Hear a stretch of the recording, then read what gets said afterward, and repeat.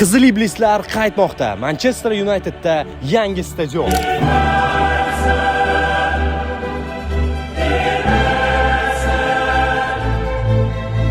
Manchester United 100 ming tomoshabinga mo'ljallangan yangi stadion loyihasini e'lon qildi. 100 ming tomoshabin.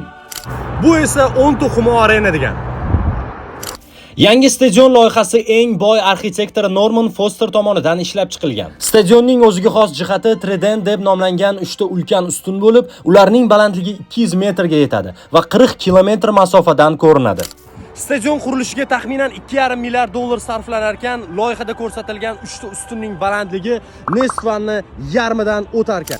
Stadion metal konstruksiya orqali barpo etiladi hamda ekologik va innovatsion materiallardan ham foydalaniladi. Stadion fasadi uchun qayta ishlangan alyuminiy hamda shisha, energiya tejamkorligi uchun quyosh paneli hamda muxlislarning ovozlarini yutuvchi panellar ham qo'yiladi. Qurilish ishlari 2025-yilda boshlanib, 2030-31-yilgi mavsumga qadar yakunlanishi kutilmoqda. Bizda-chi, nechta stadion bor? 2 tami? Qanday stadionlar bor? Izohlarda yozib qoldiring.